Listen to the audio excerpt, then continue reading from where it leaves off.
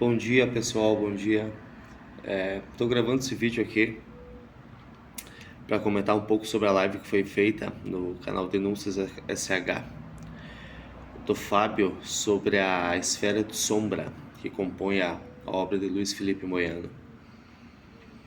O interessante de a gente tá observando sobre isso é que os hiperbóreos atualmente eles eles creem que o Demiurgo não fez uma estratégia para eles, né?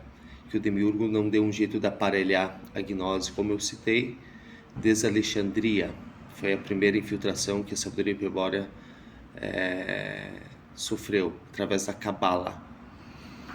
E eles acreditam que a porta de Vênus é o limite da sabedoria da gnose. Se nós sacarmos essa guerra essencial promovida pelo Demiurgo, para que os hiperbóreos se matem entre si, se nós tirarmos essa peça, absolutamente eles ficam sem nada. Absolutamente eles não sabem para onde ir. Isso é extremamente grave, porque os hiperbóreos perderam a sua singularidade. Eles se transformaram em NPCs da gnose. Aqueles seres que te recitam tiro de Gibur de cima embaixo, recitam a novela, recitam os fundamentos, sabem de tudo da novela e dos fundamentos, porém sabem com a mente, né? Não compreendem que o vril é uma energia que gera impulso ao universo, é uma energia neutra. É isso que nós temos enquanto espírito aqui. A energia essa que é estruturada pelo Demiurgo, né? O vril sendo o agente criador, o Demiurgo o agente criativo. Isso está muito bem posto nos fundamentos da sabedoria hiperbórea. O grande problema é que quando as pessoas leem a obra do Moiano, elas leem com a mente ou com a alma.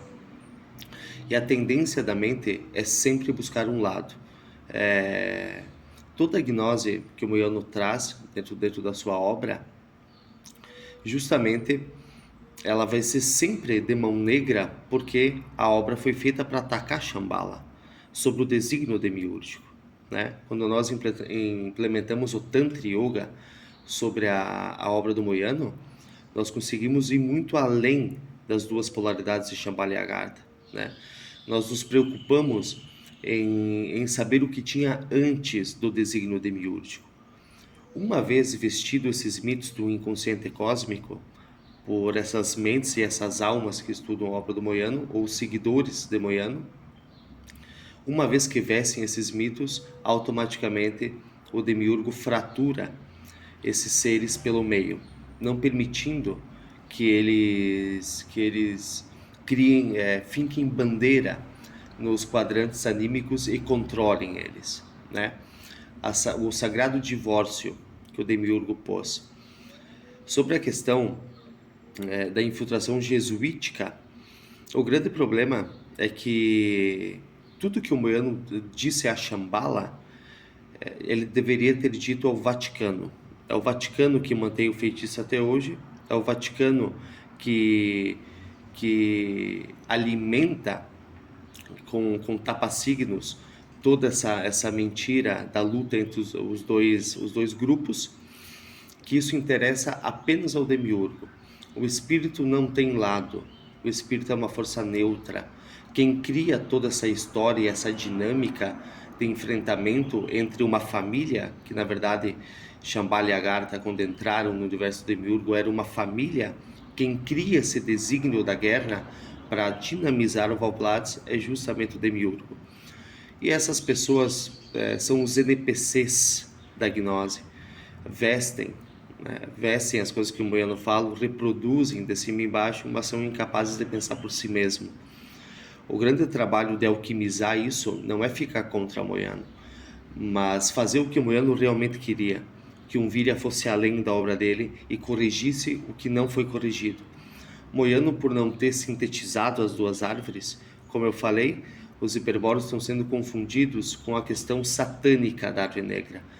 Tudo que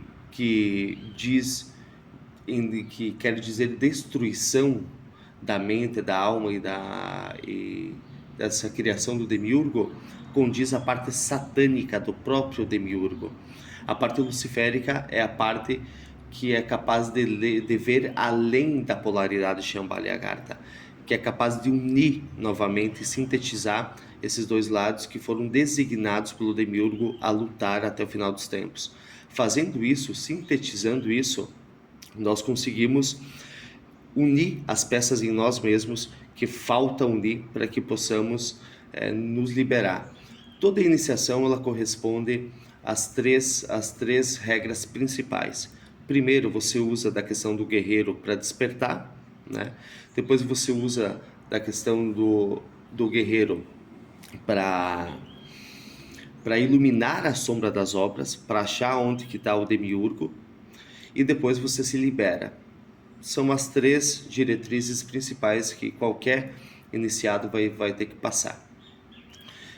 A questão de ser um guerreiro, essas pessoas que estão estudando a obra do Moyano, elas são guerreiros arquetípicos, ou seja, revestidos pelos arquétipos e os mitos demiúrgicos. Então são arquetípicos, porque através da infiltração da esfera de sombra da gnose do Moyano, fica Shambhala de um lado, propondo que tudo tem que ser salvo e que tudo é bom, tudo é amor, tudo é justo e fraternidade, e do outro lado os hiperburros, que são aqueles que querem destruir tudo, que não sabem, não têm conhecimento sobre mitos, não têm conhecimento sobre o que é um argumento arquetípico, não têm conhecimento sobre o que se trata a guerra cósmica, sobre o inconsciente pessoal, o inconsciente coletivo, né? Eles não têm conhecimento sobre isso, sobre o pré-criado, quais são os elementos que Aleister Crowley invocou e que Lovecraft depois espelha e faz a obra. Dos elementos do pré-criado, os inorgânicos, os primordiais que estavam aqui antes da criação do demiurgo. Então fica realmente muito fácil você abrir a obra do Moyano e ser um repetidor, né? Assim você perde a singularidade e está sobre o desígnio demiúrgico. Todas essas pessoas que fazem estratégias com a obra do Moyano são pessoas honrosas, são pessoas que eu conheci muitas delas. O grande problema nunca foi essas pessoas, mas sim justamente o desígnio demiúrgico de oposição controlada que o demiurgo vem fazendo com essas pessoas. Vem colocando essas pessoas numa condição sansárica, porque a divisão entre Shambhala e Agartha foi criada dentro de Sansara. Os dois grupos foram designados a guerrear entre si.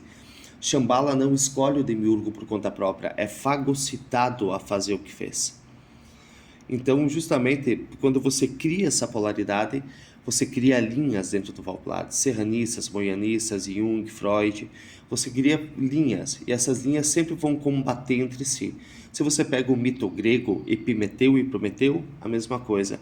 Pega o mito hindu, Devas e Asuras, a mesma coisa. Pega os Vanir e os Aesir, a mesma coisa. Sempre enfrentamento entre os dois lados que eram uma unidade, era uma família, né? Então é preocupante ver o quanto que as pessoas pegaram a obra do Moyano, do Serrano, outras obras, sacralizam elas. É importante sacralizar. Só pode sair de um argumento quem entra nele. Tem muita gente falando de fundamentos e nunca viveu o sonho onírico do Moyano, nunca virou parte estrutural do sonho durante um tempo. Só sai quem entra.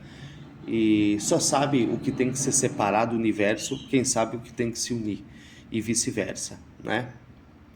Então toda essa questão que as pessoas não conseguem enxergar por si mesmas estão transformando a obra do Moyano em uma bíblia, aonde só se Moyano falou, se Moyano falou está certo, se os outros falaram é besteira. Não, as coisas não são assim, né? O próprio Moyano cita no Messias Oceânica, onde nós temos que fazer amizade com a alma, ter uma alma própria. Do que nós temos que nos separar é de anima mundi e de animus mundi, a alma coletiva e a mente coletiva. Nós não temos que nos autodestruir, nós temos que tirar o desígnio demiúrgico. Todo o programa demiúrgico é instalado através da emoção e do sentimento, primeiramente na personalidade, depois na mente e depois na alma. Então, o que é estar orientado, verdadeiramente orientado? Não é conhecer apenas uma das esferas de sombra que o Demiurgo se fractaliza.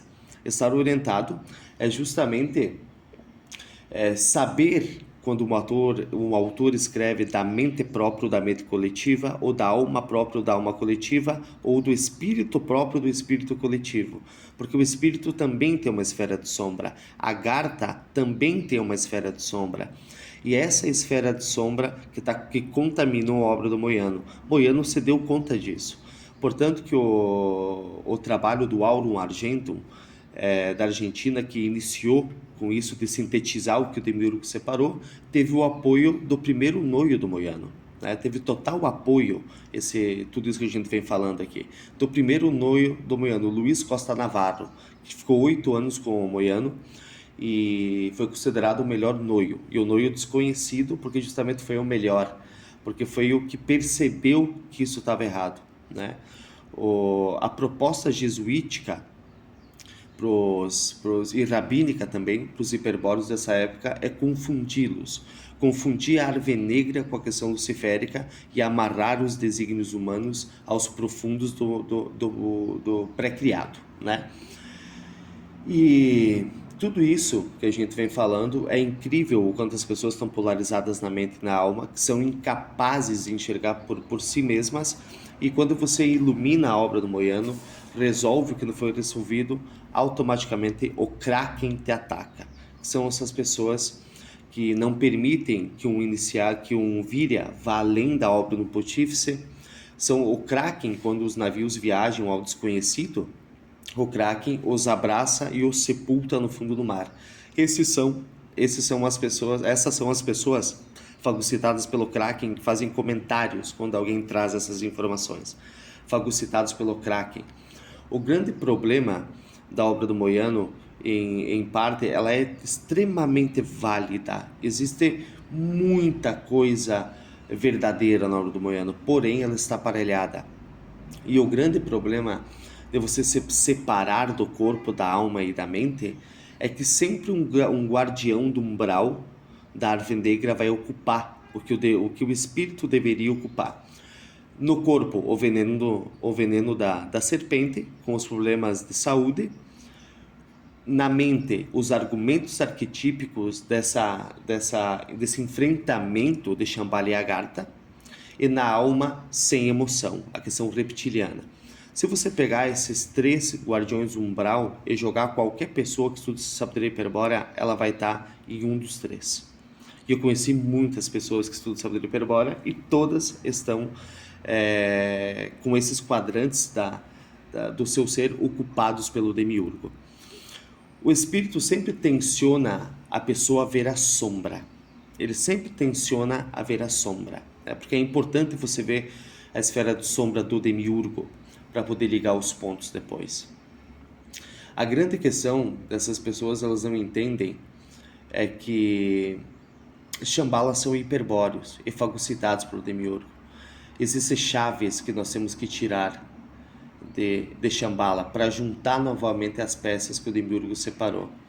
Toda a questão de anima mundi, a alma coletiva, e animus mundi é o que nós temos que nos diferenciar, né? Temos que nos separar. Agora, fica muito fácil essas pessoas não fazerem resolução alguma própria e apenas serem repetidores da obra do Moiano, achando que, como os crentes da igreja acham, que a Bíblia contém todas as verdades e quem se botar contra ela é meu inimigo. Esse é um desígnio demiúrgico por excelência, né? Aqui nós não denegrimos a obra do Moiano e nem botamos um pedestal. Nós vemos as coisas como são. A obra foi alterada, foi designada, sim. Sim, eu li toda a obra por mais de 5 anos, de 4 ou 5 anos eu estudo sabedoria hiperbórea e demorei um tempo para entender tudo isso, né? Évola, Júlio Évola, Moiano, Serrano, todos contêm verdades que têm que ser conectadas e alquimizadas novamente. A chave foi distribuída em lugares, né? Então, aqui no meu canal, a gente vai abordar isso, que foi apoiado pelo primeiro noio, Luiz Costa Navarro, foi apoiado, inclusive tem fotos dele com o Moiano, Ele fala sobre as magias operativas, né, que o Moyano fazia. Não é que o Moyano fez e trabalhava para Shambhala, não.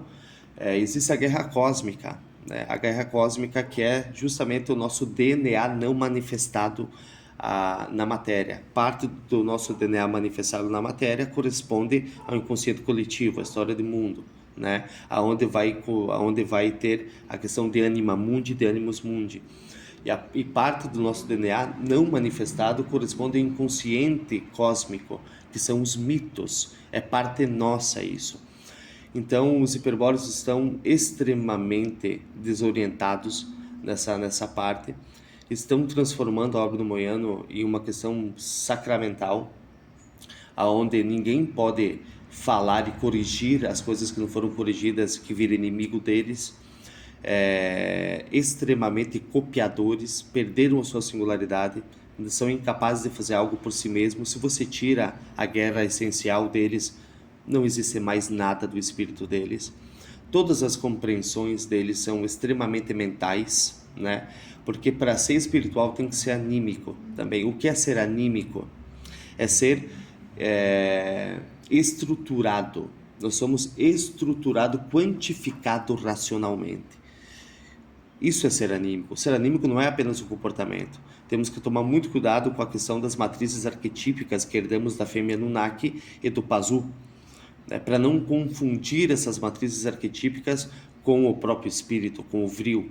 A herança das matrizes arquetípicas dessa raça que contém o vril é uma coisa, o vril é outra, né? Então, há muitas coisas das quais eles não sabem, e todo comentário que possa surgir nesse vídeo também são apenas comentários mentais. Apenas pessoas que não pensam mais por si mesmo vão lá, copiam coisas dos fundamentos e colam nos comentários, né? Sem entender o que realmente está acontecendo. Então, pouco a pouco a gente vai destrinchando isso. E um ótimo dia a todos aí, um forte abraço.